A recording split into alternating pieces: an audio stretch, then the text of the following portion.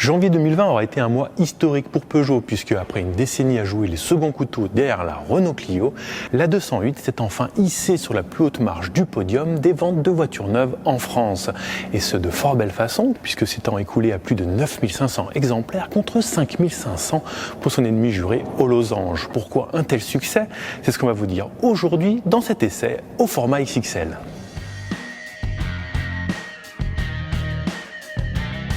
Contrairement à sa rivale de toujours, au moment de se renouveler, la Peugeot 208 est partie d'une feuille blanche et a fait avant tout la part belle à l'esthétique.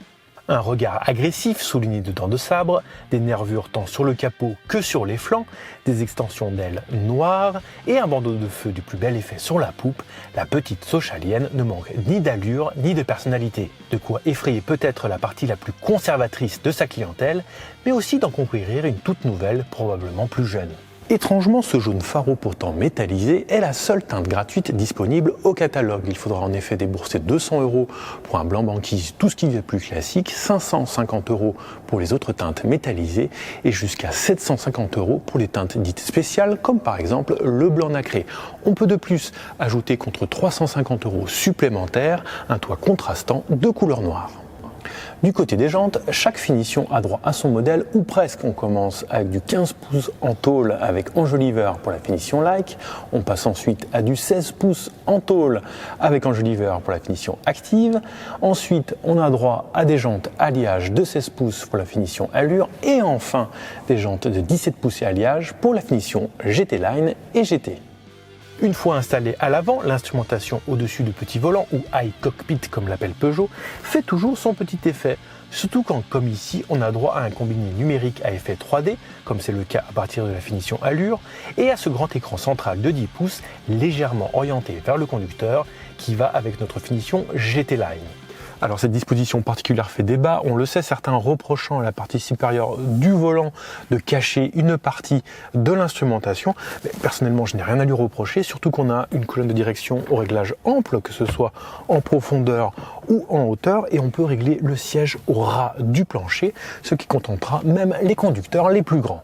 Alors cette planche de bord fait la part belle à l'esthétique, mais n'oublie pas pour autant les aspects pratiques. On a des rangements un petit peu partout dans l'habitacle et on en a un très malin qui se situe juste ici, derrière cette trappe qui cache vos petites affaires au regard extérieur. Et derrière cette trappe, on a une encoche, ce qui permet de poser votre téléphone portable, que ce soit dans un sens ou dans l'autre, et ça, c'est très pratique. Le système multimédia est à la fois rapide et facile d'utilisation et il y a, contrairement à la 308, un bon équilibre entre les fonctions accessibles via l'écran tactile et via les boutons physiques juste en dessous. Côté finition, il y a du bon et du moins bon. Au niveau de la planche de bord, c'est presque un sans faute. Par contre, il y a quelques plastiques à l'aspect un peu moins flatteur, notamment au niveau des contreportes. À l'arrière, même si la 208 est plus longue de 7 cm que son aîné, c'est juste correct, sans plus. Cela va encore au niveau de la tête, un peu moins au niveau des genoux, et puis l'accès à bord à cause de portières laissant une ouverture restreinte et puis une de toit plongeante n'est pas des plus faciles. Et pour le coffre, ce n'est vraiment pas terrible et c'est même l'un des plus gros défauts de la 208 avec seulement 264 litres selon la norme VDA et aussi un seuil de chargement particulièrement élevé. Certes, on peut passer à 406 litres en basculant les dossiers de la banquette arrière, mais on se retrouve ensuite avec une énorme marche, ce qui pénalise le chargement des objets volumineux. Il y a 5 niveaux de finition sur cette 208 et l'entrée de gamme est incarnée par Like, accessible avec les motorisations PureTech 75 et Blue HDI 100 à partir de 15 500 €. Elle comprend déjà reconnaissance des panneaux, alerte active de franchissement de ligne, régulateur et limiteur de vitesse, air conditionné et radio avec 4 haut-parleurs. La finition active, accessible à partir de 17 700 €, est disponible avec toutes les motorisations sauf le PureTech 130. Elle ajoute des projecteurs et des feux de jour à LED, une instrumentation 3,5 pouces couleur, des rétroviseurs électriques et des givrants et un écran central de 7 pouces avec mirror screen. On arrive maintenant au cœur de gamme avec sans aucun doute la finition la plus intéressante de la 208, Allure, disponible avec toutes les motorisations à l'exception du PureTech 75 contre un minimum de 20 600 €. Elle ajoute le frein de parking électrique, des jantes alliage de 16 pouces, le radar de parking arrière, le déclenchement automatique des feux et des essuie-glaces, les feux arrière à LED, l'instrumentation 3D, l'air conditionné automatique, les vitres arrière électriques, les rétroviseurs rabattables électriquement et le démarrage main libre. On arrive maintenant dans le superflu avec la finition GT Line, celle de notre modèle d'essai, disponible contre au moins 22 700 € et encore une fois disponible avec toutes les motorisations, sauf le PureTech 75. Elle comprend le radar de parking avant, la caméra de recul, le freinage automatique d'urgence, des jantes de 17 pouces, des passages de roues noires et la navigation. Enfin, le haut de gamme est la finition GT réservée pour le moment à la version électrique contre 37 150 €. Pour ce prix, vous bénéficierez de l'alerte angle mort, le régulateur de vitesse adaptatif, l'accès main libre, les sièges chauffants et la sellerie mixte TEP tissu. Parmi les options, on trouve l'aide au parking automatisé à 360 € avec la finition GT Line, le toit panoramique à 550 €, le pack cuir à 1600 € comprenant aussi le siège conducteur à réglage électrique et massant, et enfin la recharge de smartphone par induction à 100 €. 5 motorisations sont proposées, à commencer par le PureTech 75, seul atmosphérique disponible sur la 208. Avec 75 chevaux et 118 Nm, il offre des performances correctes, sans plus, ce qui le rend peu à l'aise en dehors des limites de la ville, surtout sur autoroute où l'absence d'un 6e rapport se fait cruellement sentir.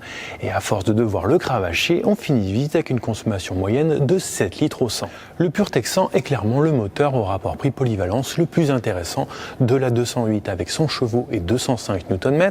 Il ne se montre pas plus gourmand que le PureTech 75, mais par contre à l'aise sur tous les profils de route et est le seul à être proposé au choix avec une boîte de vitesse mécanique à 6 rapports ou automatique à 8 rapports. Enfin, le PureTech 130, obligatoirement fourni avec la boîte automatique, se montre encore plus vigoureux tant en accélération qu'en reprise, sans pour autant réclamer plus de carburant. Son seul gros défaut au final est son prix, puisqu'il n'est disponible qu'avec les finitions les plus hautes et qu'il faudra donc débourser un minimum de 24 200 € pour en devenir propriétaire, soit 3 600 € de plus que la première marche du PureTech 100. Mais il n'y a pas que l'essence, on peut aussi rouler au gazole avec le Blue HDI 100. Très sobre mais avec des performances bien moyennes, il ne satisfera que les gros rouleurs puisqu'il faudra effectuer à son volant plus de 60 000 km pour amortir la différence de prix avec le PureTech 100. Mais il y a aussi l'électrique avec la i208.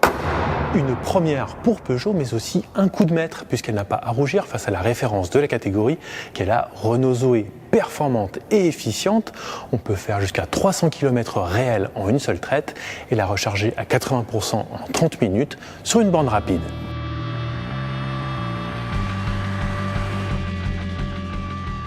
Avec 10,4 mètres de diamètre de braquage, ce petit volant et une bonne visibilité périphérique, cette Peugeot 208 se montre particulièrement à l'aise en ville, surtout avec cette boîte de vitesse automatique EAT8.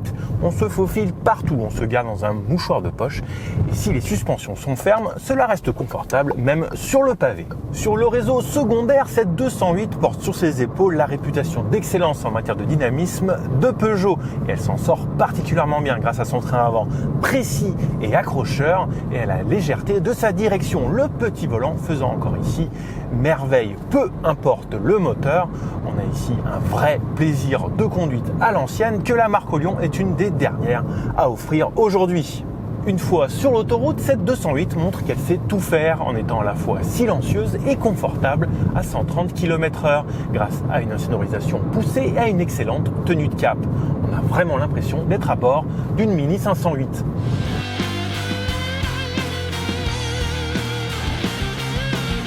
Face à la concurrence, la Peugeot 208 s'impose comme l'une des plus agréables à conduire, quel que soit le profil de la route, en étant aussi confortable que dynamique.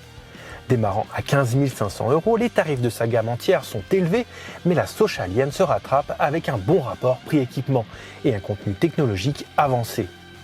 Ses plus gros défauts qu'on pourra lui reprocher au final, dans une catégorie des polyvalentes ultra concurrentielles et au niveau très élevé, c'est sans aucun doute 1. Ses places arrière peu spacieuses et 2. Un volume de coffre réduit, domaine dans lequel la Renault Clio, la Volkswagen Polo ou encore la Seat Ibiza font bien mieux.